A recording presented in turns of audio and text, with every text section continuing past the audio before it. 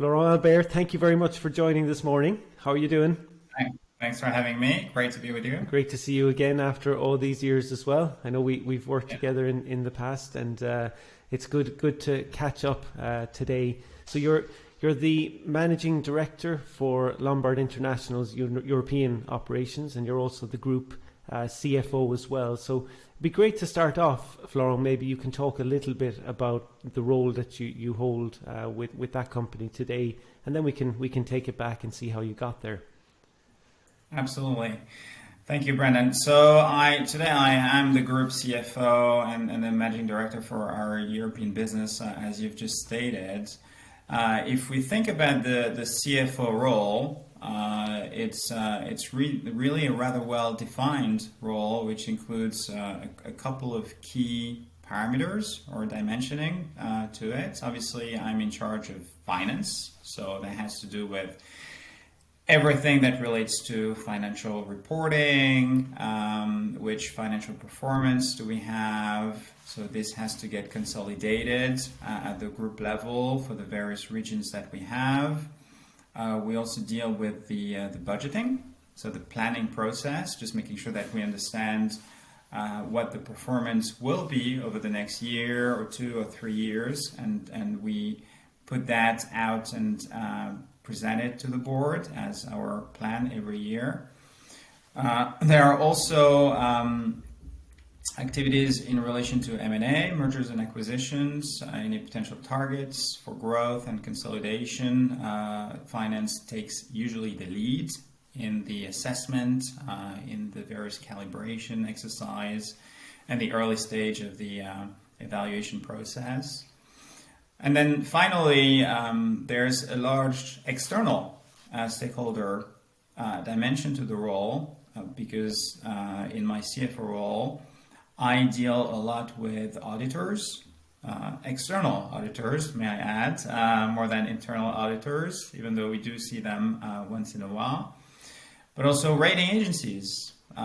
So, those entities that are meant to assess from an independent standpoint, how the company is doing, how solid it is, how reliable it is, how liquid or solvent it is. So I do have a number of interactions with those various stakeholders. And ultimately, of course, the board, the group board, is a place where the CFO is quite heard or has a lot of airtime. I am a board member for the group as well, and therefore that's a place where I do explain to our board members the performance and various components of financial results to our board members. That's the CFO role in a nutshell. And if we look at our group, which is a small group, which today is owned by Blackstone, the private equity group, the finance function has about 50 people, okay, across the world. And then my other role is managing director of Europe. So this is more of a general management role. So in addition to finance, of course, I have oversight over the rest of the financial functions. So as would a typical CEO, so that it goes from HR all the way through operations, IT, sales, risk, and so on and so forth. In that role, obviously, my key contribution is more around running the team, running the executive committee, setting a strategic agenda, ensuring that there's good connectivity between the teams, and ensuring that as a going concern, the company is in great shape with regards to growth, with regards to profitability, and with regards to how it embraces the environment that we're in, which we know is quite tricky and quite demanding in terms of adaptation and in terms of being always ready to adjust, ready to shift, ready to move on. So those are my two roles, Brendan, today. No, thank you very much. That's a handful for sure. And maybe for people listening, Florent, that are considering going along that similar track. So ultimately, they want to become a CFO of an organization. But can you talk a little bit to, maybe two questions? Number one, what is it that attracts you to it? What do you enjoy about the role? And maybe, and it's a similar thing, if you were to hire someone into a finance function, what kind of skill sets, qualities are you looking for in a person? We might start off with what you enjoy most yourself. Mm-hmm. Well, I think what is enjoyable about being a CFO is that it's really hard that any meaningful decision in the company be taken without you being involved. So at some point, at some level. And therefore, it's quite an interesting place to be because you're at the center of many, many things that happen. And I will tell you, you're also not only at the center, but quite often you are part of the decision making, or you can actually be initiating the discussion. So I think it's a very central discussion. In many corporations, ultimately, it can be around how much things cost, what's the return on the investment, whether the trade-off is worth it. And within those discussions, you always need analytical inputs, you need fact-based, objective inputs, and the finance function is meant to provide that, right? It has to have a view, but it's also a gatekeeper when it comes to the objectivity of how decision making is made. And I think, for anyone who's interested in being at the center of that decision making, finance is a really great place to be. There are obviously, we'll probably talk about it, there are some requirements in terms of what it takes, but that ultimately is what is attracting to this role, I think. Yeah. And it's quite, would you say it's quite a pressurized role then in that sense of, you're at the center of everything as well? Yeah, it can be quite demanding. That is very clear, and it's a role that requires a lot of neutrality. You have to be quite neutral. As I often say, I have many friends. A CFO has many friends, and he has no friends, right? Yeah. So that means everyone's often interested in building a relationship, in making sure that relationship works, because you never know what can happen. And you may actually need a CFO to be on your side at a difficult time. But at the same time, the CFO has to have to keep neutrality and to always keep in mind what is the long-term benefit of the company. And that should be how decisions are made from that perspective. So yeah, it is a role that has quite a bit of constraints or quite a bit of pressure at times. I think there's also a very big and important relationship to the CEO, usually, the person that runs the business. So I'm a little bit in those two roles, in Europe for sure, but I also report in my group CFO capacity to the group CEO. And there has to be a very, very strong confidence link of, relationship between the CEO and the CFO, because that relationship is quite critical. You cannot have a CEO saying one thing and a CFO saying another. It creates a lot of confusion in the organization. It creates a lot of tension in the organization. So being a good CFO also means, besides everything that I've said, means being able to build a strong and solid and very clear relationship to the CEO. Yeah. And you mentioned, about requirements, and maybe we can go there now, right? So there's probably two sides. You've probably got the technical side, and then, as you said, the relationship management, which is a completely different kind of skill set. Can you talk a little bit then about maybe both of those? Yeah, absolutely. I think the technical side is obviously important, but only up to a point, right? And it depends how senior you are in the organization as well. It depends the type of CFO role that you have.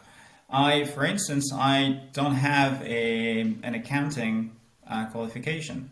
I have, we may go through the academics at some point, but I spent a lot of time studying at university, and my father was anxiously waiting for me to start working. So at some point I did that, but throughout my academic career or journey, I did not have an accounting qualification. So I don't have an accounting qualification, and that's okay, right? Because at the end of the day, I think there are a lot of technical accounting or technical skills that you can pick up depending on the various topics, the various environments, and the various companies or areas that you work in. And that is quite important. What's important is to remain open, to remain eager to learn, to remain curious. That's the technical side. I think what is extremely important, and you know that well, that's equally important in other functions in an organization, is to have a very good and analytical mindset. So logic is critical. How you attack singular problems is quite important in your ability to do that effectively and productively. I often think about finance as operations, frankly. It's a process type function. You have inputs, you have outputs, and in between something has to happen for the transformation to take place. It is true in finance as well. So I think the technical skills matter. That's clear. The ability to learn is equally important as what you bring to a role. And then the logical mindset, the analytical and the critical mindset is, to me, the most important of the three. Yeah, that's great advice. And what will be interesting, and you talked a little bit there about your early education. I want to bring it back there now, actually, because I think that's very important. But also, and let's arrive at the dual role at the end as well. So where you've had that CFO role and now you've moved into the MD role as well, which is interesting. And a lot of people, I'm sure, have thought about in their own careers, how can they get across those two lines. So was your dream to become the CFO MD back when you were 16 years old? Absolutely not. Really, the only dream that I had was to become a magician at some point. That was when I was 7, or maybe a mathematician. That's what my parents tell me. So in a kind of an odd way, sometimes you could argue that I've become a little bit of both. A CFO or a CEO can be both that. But joke aside, no, I have not, throughout my career, at least at the early stages when I was studying, I did not have a career in mind. But I think there were two things that were interesting to me. One is I was rather numerical, so I was pretty good at that, and I was quite comfortable with that, and I was interested in numbers. And the second thing is I was quite interested in the environment. I was quite interested in the economy, in the world around me, in the politics, in the political environment, in how the world works, right? And that naturally, I would say, after the French baccalaureate, took me to economics. So I went to university to study economics. And this was a good trade-off or a good compromise or a good place to be, because there was quite a lot of math, econometrics and macroeconomics, and there's a lot of math in that and statistics. And at the same time, it was very well fit for the natural curiosity that I have to understand how the world works. And there's a lot of business or economic type concepts that we have that are around us, unemployment, debt, inflation,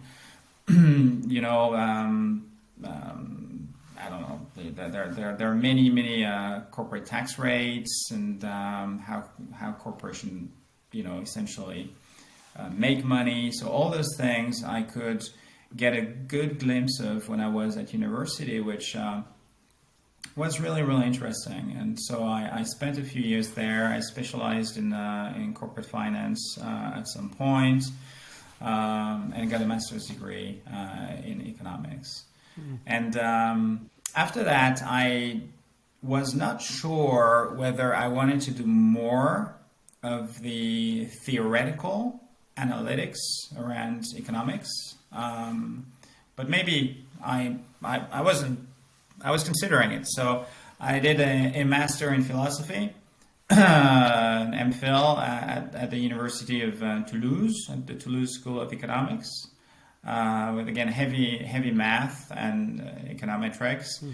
In industrial organization and labor economics. So that was quite specialized. And again, you see the organization piece, which I was interested in, how corporations and how the world works. I had this diploma. I worked for about a year and a half at that university. And then the next stage was to do a PhD, essentially, in economics. And at that stage, I felt that the investment in terms of time was probably not worth it, because it was going to be a 3 to 4 year commitment, which was a long time. And I felt this was maybe a little too theoretical. And so I decided to shift gears a little bit and do another master's degree in strategic management at HEC in Paris, at the business school in Paris, which was a good way of bringing me back more into the action, if you will. And hence the comments about my father, anxiously waiting for me to, at some point, start working, because I was on my third master's degree, and he felt maybe it was time. So I listened the last time, and after that degree, I decided to start working. Yeah. And Florent, just on the that's a little bit the story on the academic side. Yeah, no, that's great. And just on the education piece, so as you were going from masters to masters, was there a part of you that had an end goal in sight here? Was it strategic, or was it more, I still don't really know what I want to do for work, so this is interesting, so I'll just choose this?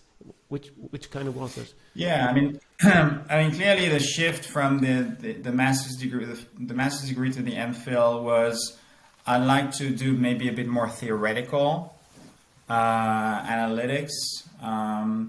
So that was very clear. And then the shift from the MPhil to the last master's degree at HEC was, I don't want to do too much. I want to be more pragmatic. I want to be working in the corporate world.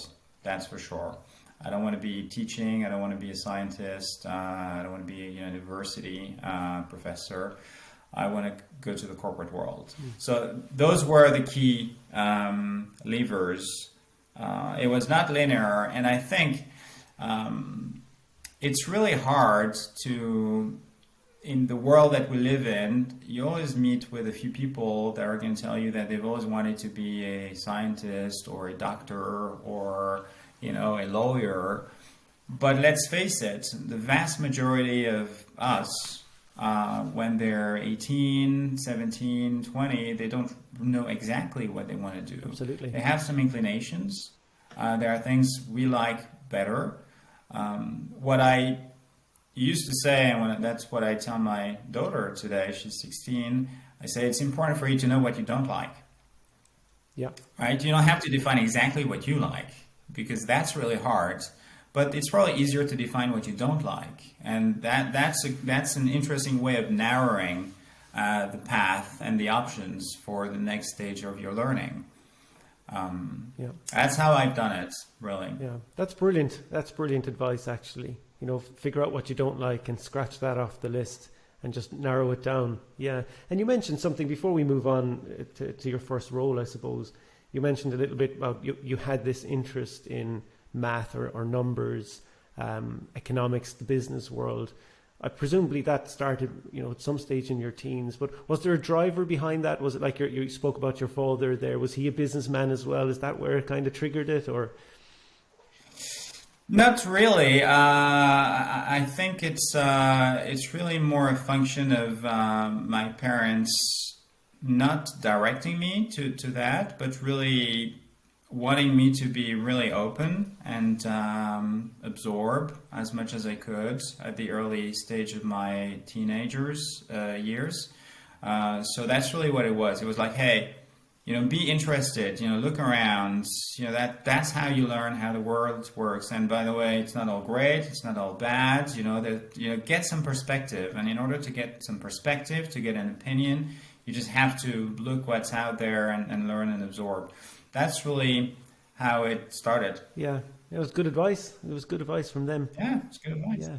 Absolutely. So what happened then? Your first role was in, correct me now, I think it was GE, was it, Florent? Or yeah. Yeah. So I had a 6 month internship in M&A before joining GE. Right after my last master's degree at HEC, that was in Paris. That I had that M&A assignment. It was really good and insightful. But I had already been hired by GE, and GE at the time was headed up by Jack Welch, who is a very famous corporate CEO, and one was the best, I think, at the time. And GE was the most respected company in the world at the time. It had one of the highest market capitalization.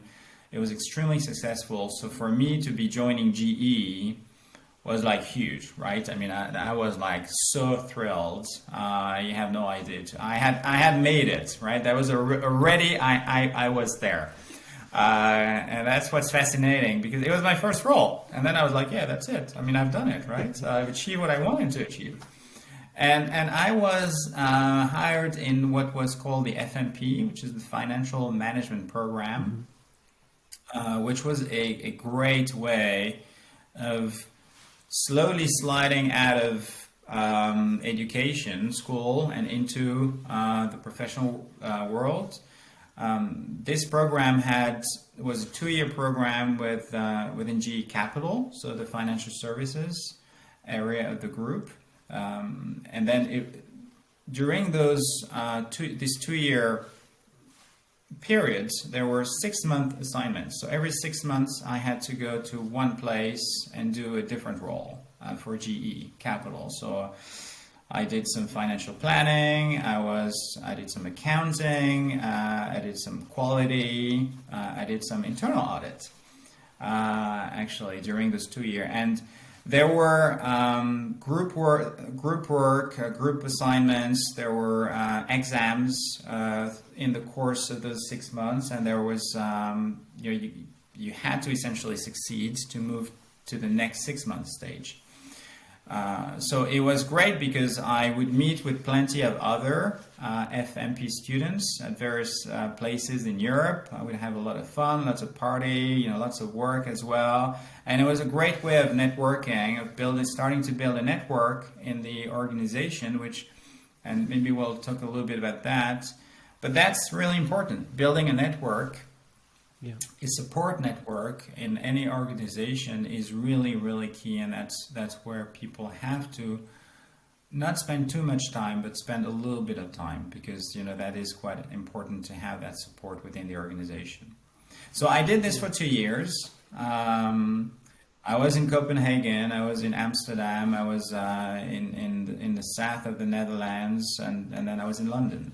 Right, so that was really great. And after that, I joined another program that GE had, which is called Corporate Audit Staff.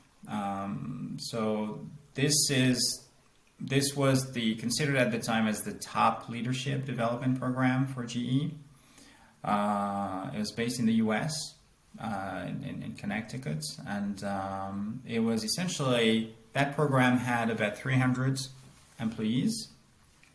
Individuals, typically in their late 20s, early 30s, with 2 to 5 years of experience, mainly internal to GE, and the objective was really to work with various business units in the world in an audit function now, but not the typical internal audit function. I would say the role was probably 50% audit, and the rest was project support, M&A support, special investigations, process improvements, that kind of stuff. So it was an amazing program, Brendan, one that I learned incredibly in.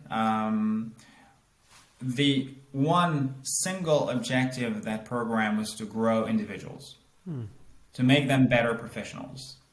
And there are many ways to do that, but the way that GE used to do that was to have, I, for instance, or any other auditor, we would have 4-month assignments, right?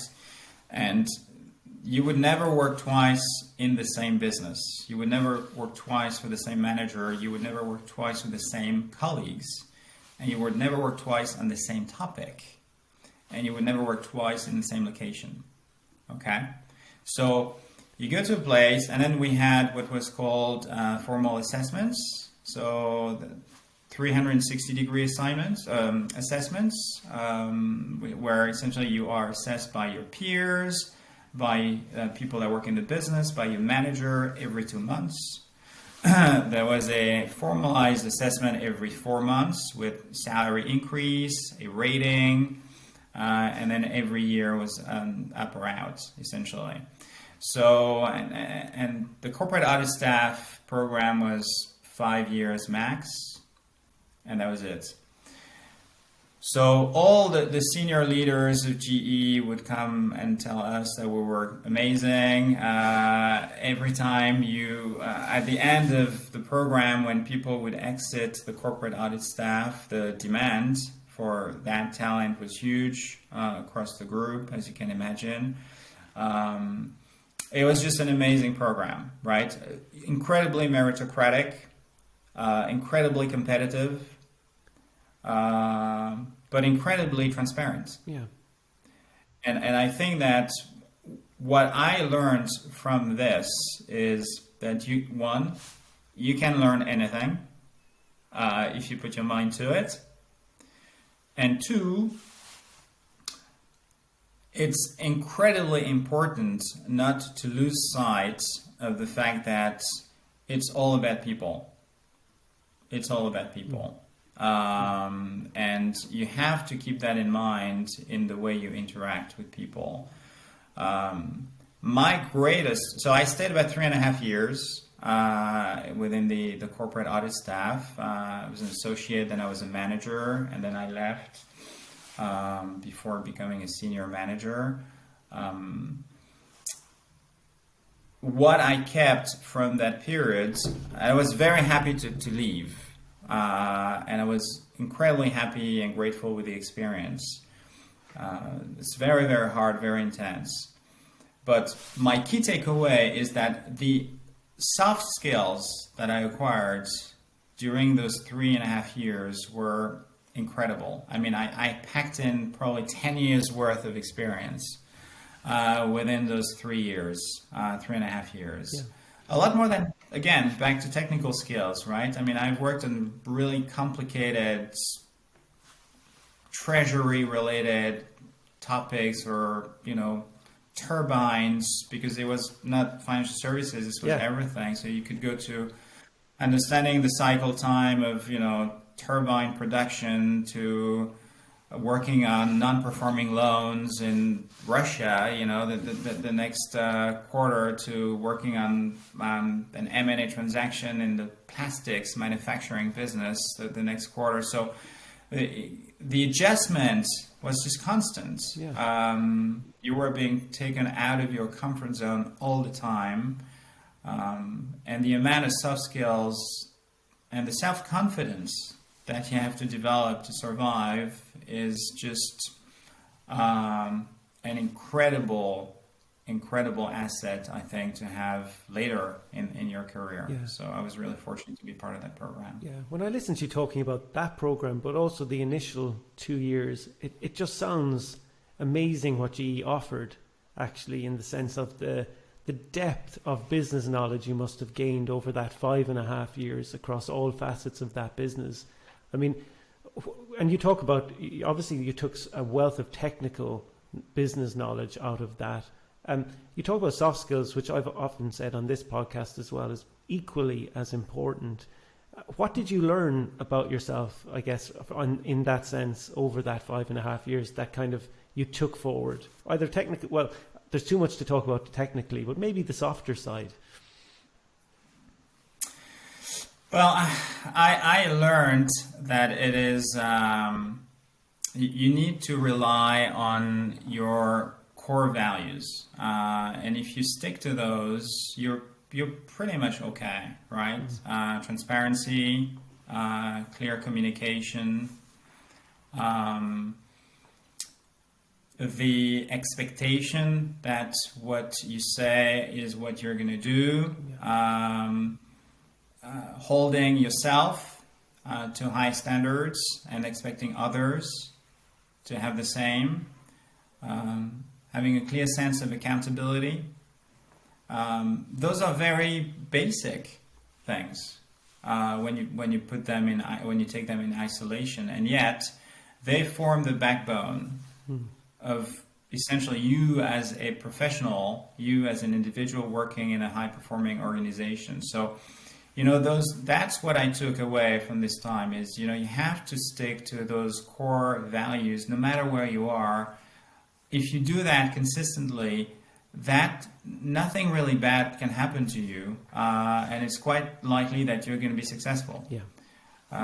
So that really clear vision about what's important in an organization, I think, is what I took away from that time. Brilliant. Yeah. And at the end of the 5.5 years, then, where were you with where you wanted to go? What had it told you about what your next step was going to be? So I had spent then 5.5 years essentially traveling across Europe or the world because, the corporate audit staff was made up of global assignments. So I spent some time in the US and some time in Europe, sometimes in Asia.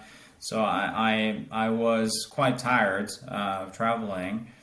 And then I was on the market internally with GE and obviously quite high demand for the type of profile. And I landed in Switzerland, actually. So I took what I called my first real job because, you're having spent so much time shifting from one role or shifting from one business to another every few months. Sorry. I felt like it was interesting to take a first real job, i.e. I was going to stay a bit longer in one place with the same people. So I took a really interesting role, which was commercial finance manager at GE Capital in Switzerland, which was a financial services business, providing loans and leases, a bit of mortgage, there was some deposits, a credit card. So that business had a banking license. And my role was really, really interesting because I was reporting into the CFO of the business. It was quite a large, 700-800 people in terms of organization. But I was also sat within the business unit with reporting into the general manager of that business unit, who was a sales guy, essentially, a great guy. So it was a matrix role, my first matrix role. I had no direct reports, which was a bit of a change because my last year and a half in the audit staff, I had between 10 and 12 people, working for me, with me. So it was all about influencing.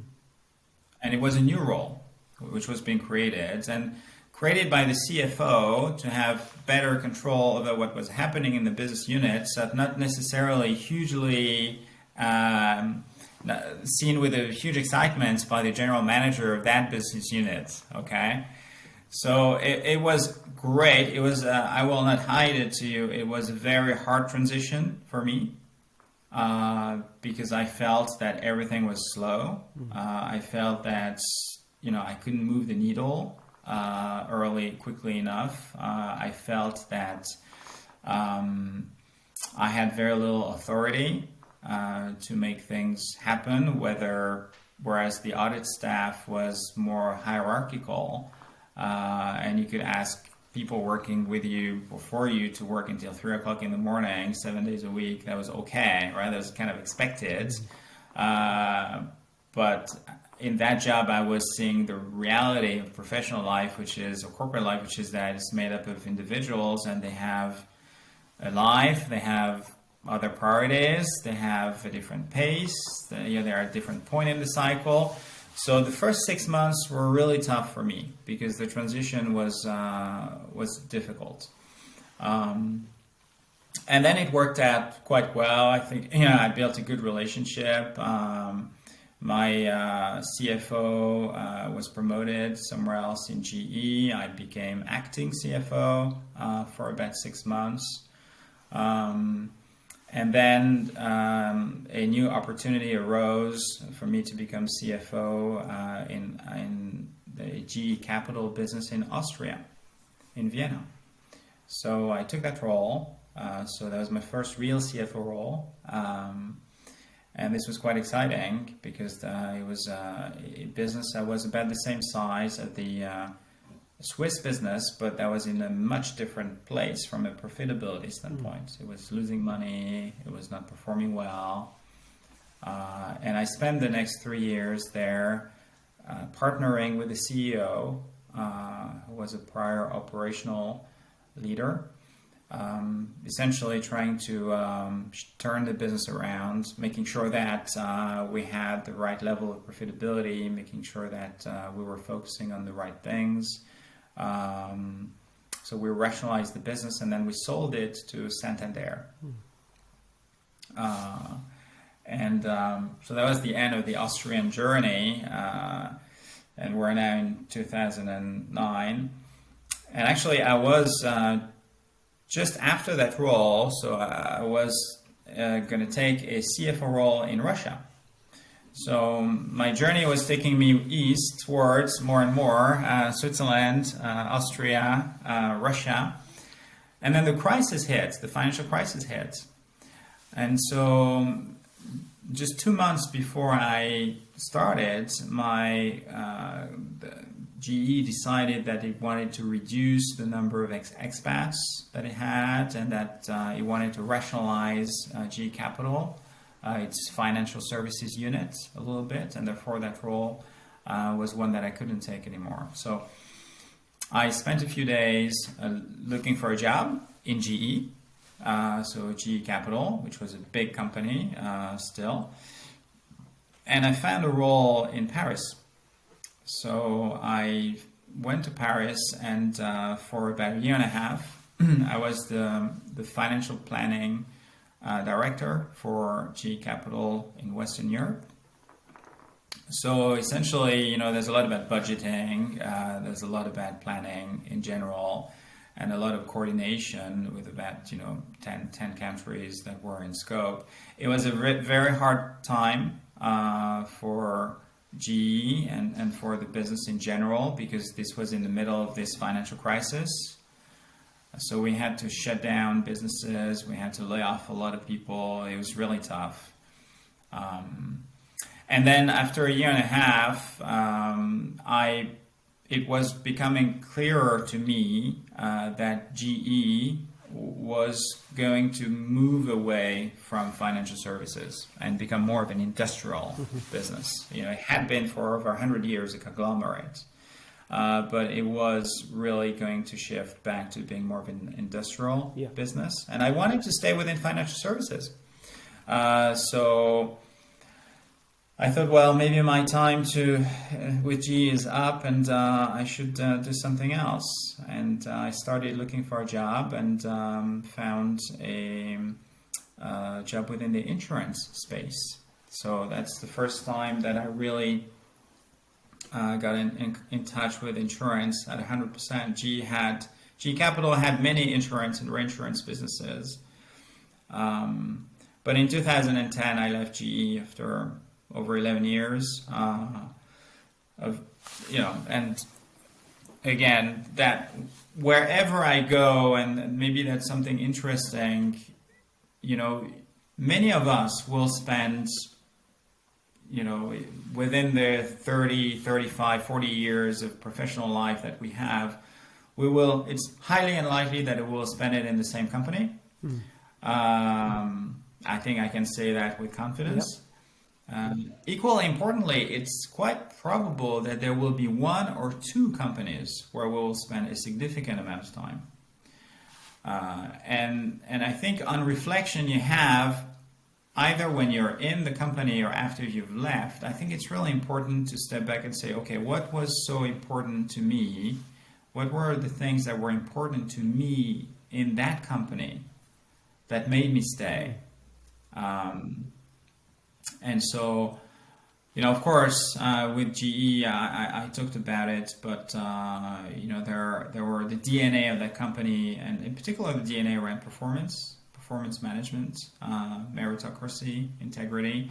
Those were very, very strong DNA type parameters within GE that I kept with me when I transitioned to another company. So I left with sadness, but I left with great anticipation about what was next, because I felt that I was very well equipped to deal with whatever I could find elsewhere. Yeah. And one theme, obviously, when you talk about your GE career, and it's something I think I've seen in a number of organizations as well, with people that have successfully made their way through the ranks, as it were, is the openness to get experience, and also the travel. Mm-hmm. And I mean, you traveled a lot. You mentioned it with GE.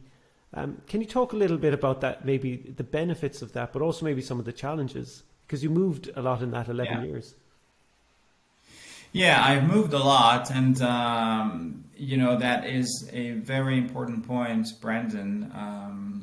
Every decision that you make in your professional life or in your personal life as well, but every decision that you make means that you're deciding not to do something else as well. So if you decide that you will be focused on building an international career, that means you're going to be traveling, you're going to be changing roles, you're going to have to relocate. That takes a toll on your personal life. It means, you're not going to be able to go to the same gym. It's going to be harder to see your friends. You can't go to the pub if you're in Copenhagen and they're in London, or if you're in Paris and they're elsewhere. So there are a number of sacrifices that come with building a successful career. The travel is one, but at the same time, I think the openness it creates, the ability that you have to make new friends elsewhere is also incredible. So there are many trade-offs. I would say, in my case, the trade-off around traveling, I've never considered traveling difficult in the early stages of my career. I think what was more difficult is that I did work a lot. I dedicated a lot of time to my professional life, and then you constantly wonder, well, what about my work-life balance, right? It's hard to find the right trade-off if you're driven, if you're motivated, if you're committed. If you want to succeed, you tend to work a lot, and so that means making sacrifices with regards to your personal life, for sure. Yeah. And the other question I had, and the trade-off has to be worth it. Yeah. And the other question I had then as well was, it goes back to your initial 5.5 years in GE, maybe, where you were going around different aspects of the business. Maybe it's not a prerequisite to be CFO of a large organization, but how beneficial is it that you've worked in other parts of the business to be successful as a CFO?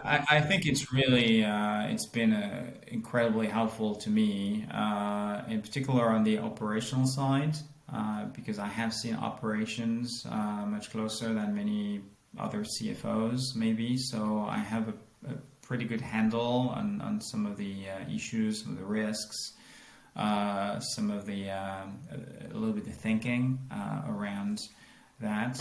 So that's definitely an advice I'll give. If you want to be a successful CFO, quite often, and then we can go into general management, but quite often, get out of your comfort zone. Take a short-term assignment, take a 6-month, 1-year assignment elsewhere in the business. That will make you a lot smarter.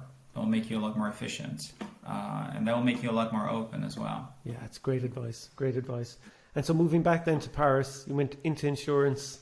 You talk a little bit then about how So I took a role at RSA, Rollins and Alliance in London, actually, in financial planning and analysis. It was very interesting. Large company at the time. It was a FTSE 100 company, so a listed business, which was mainly active in the non-life space. So home insurance, car insurance, but also what's called industrial risks, like freight insurance and travel, and a very, very different world. I was working quite closely with the group CFO and the group CEO, working on analyst presentations. My role at the time was really to make the life of those people easier by giving them information that they could digest easily. And so financial planning is quite often about being able to translate in simple financial words everything that happens in the business. And there's a lot happening. And I really enjoyed, I spent just under 2 years there, and I really enjoyed that time because it was very interesting to get to know an industry that I did not know. And coming back to prior experiences, the degrees of separation, and that's how I think that about changing roles, right? So you're in a role and you want to take another role. So you're like, okay, how many degrees of separation are there between the role that I have today and the role that I want to take?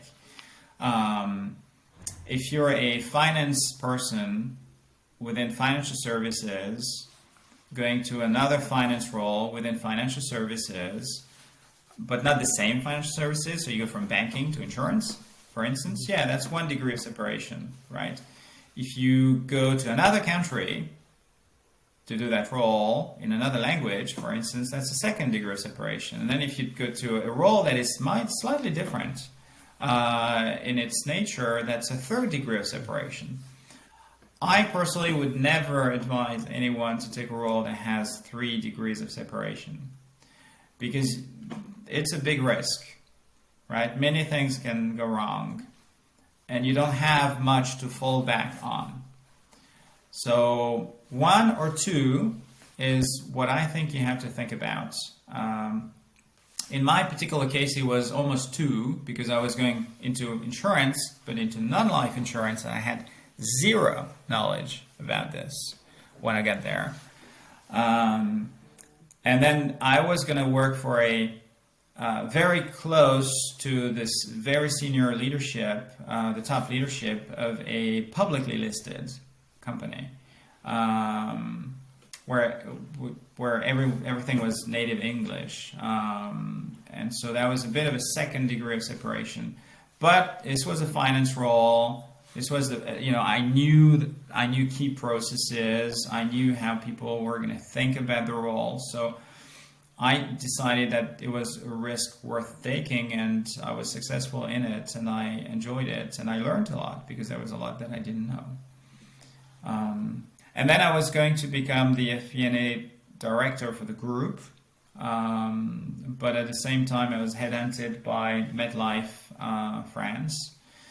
And I had been commuting between Paris and London every week for almost 2 years. So either I was going to move my family to London or have it stay in Paris and come back to Paris. And the latter is what happened. So I became CFO and risk director for MetLife in France. MetLife at the time was going through a transition because it had acquired Alico, which was AIG. and really shifting from being a very US-centric organization to being a multinational organization. And France was one of those countries where MetLife had acquired a business. So there was a lot of work required on the cultural integration, on changing key processes, on making sure that the right mindset was applied. And so in my role as a CFO and risk director, I had to drive that transition. And that really meant, changing the teams, changing the structure, the organization, building a much stronger relationship to the CEO, and with the finance function in general at MetLife Europe. Yeah, that's very interesting. And I noted what you said there, Florent, on degrees of separation. I hadn't heard that way of thinking before, but it's a fantastic way of looking at it when you're making a decision. So thank you for sharing that.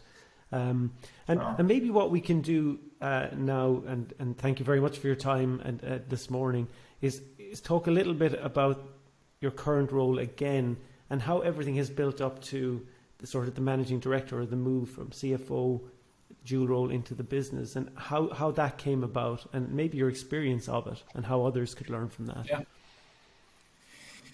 Yeah, it was quite interesting. I mean, I've always been interested in general management role because I think there's a great oversight over everything that happens within the organization. And during the later part of my career at MetLife, I was in the CEO track of MetLife.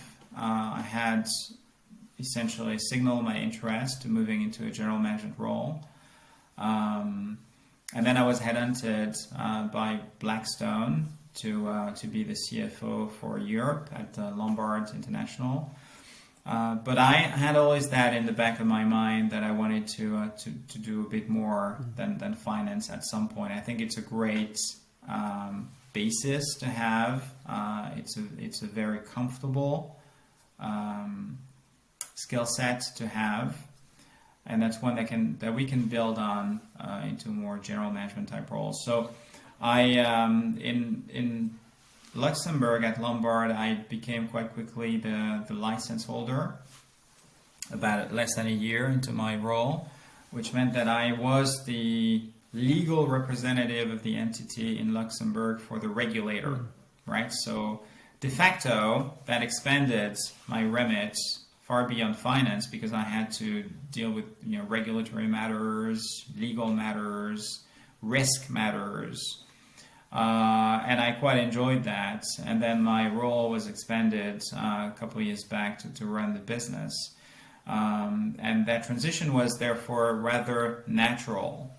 And I would say, back to what we talked about earlier in the discussion, I think those 15 years of various experiences that I've had,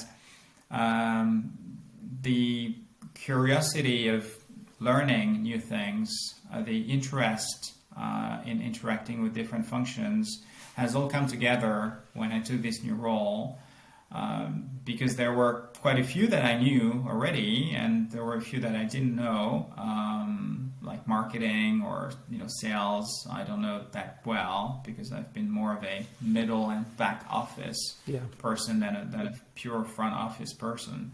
So, but it was okay, because on the whole, I didn't feel like I was jumping into something which was overwhelming. And I felt that I could handle it, and that the challenge was exciting, and that I was going to be able to learn and grow into this role. So I think it's always interesting to reflect on that, because in the corporate world, as you know, Brandon, you seldom land in a place where you should not be, right? Or if that happens, usually it doesn't last very long, okay? You have to pretty quickly either embrace a role and exhibit the skills that are required for you to perform in this role, or you're going to be taken out. And I think that that never has to be a threat, I think, and maybe that's an interesting theme we haven't covered. There's always a fear, and I think it's a healthy fear, when you take a new job, when you change positions. Am I good enough? Yeah. Right? Am I going to be able to do it? I mean, is it too big for me? I mean, there are so many things I don't know. It's completely normal to think that way. I think it's pretty healthy, and frankly, if someone believes that they're going to be okay, that's a problem in itself, because that means there's a little issue with self-awareness here. I think being able to acknowledge what you don't know, being able to acknowledge that it's going to take you time to learn, is extremely healthy. Is a confidence builder in your relationship to others. But it should not be limiting, okay? It should be, okay, I know where I stand, I know what I want to achieve, and I'll work as hard as I can to get there. And hopefully it will work out. And sometimes it doesn't, but most of the time it does if you have the right approach and the right mindset. Yeah. That's how I think about it. It's quite comfortable because it's not about overachieving. I think it's about trying to put yourself in position to succeed and then see whether that takes you to the next stage. Yeah, that's great advice as well. And another thing you said earlier that maybe links to that is, you the soft side and your relationship management building. But when you do take on a new role, it's usually with the support of some of those relationships you'll have built up within the company. So as you said, a healthy amount of self-awareness coupled with a drive to learn as much and as quickly as possible, and then having people that will support you in it is great as well. Yeah. And I finished up, Florent, you mentioned you had a 16-year-old daughter, but if you were to go back and meet your own 16-year-old self, and on reflecting everything we've spoken about today, and you've obviously had an amazing career and continue to have, and be interesting as you proceed forward, what advice would you give the younger Florent? I think it's a really difficult question, Brendan, and at the same time, it's a fascinating one. I would definitely say, if I looked at myself, I would say probably try and have a little bit more fun, because time goes by pretty quickly, and you can't call it back once it's gone. But I would say, more importantly, keep an open mind, be true to yourself. Respecting others is, whoever they are, whatever position they're in, is absolutely critical to respecting yourself. Not everyone will have a successful career. Not everyone is interested in having a successful career. People decide what their priorities are. I think you just have to understand that and respect that. So if I were to look at myself, I say work hard, be open, be transparent, and respect others, and it should be okay. Brilliant. Florent, thank you very much. And listen, thanks for taking the time today. And I'll always remember when we first met, it's great always chatting to you. But similar to what you just said there, I was a very fresh-faced relatively junior auditor when we first met, and you were CFO, and you treated me with absolute respect. You gave me good advice at those times, and when I asked you to join today, you were straight away willing to do it. You're an absolute gentleman, and I've really enjoyed this conversation. Thank you very, very much. Thank you, Brendan. It was great being on the show, and I look forward to catching up soon. Fantastic. Take care. Bye-bye, everybody. Bye-bye.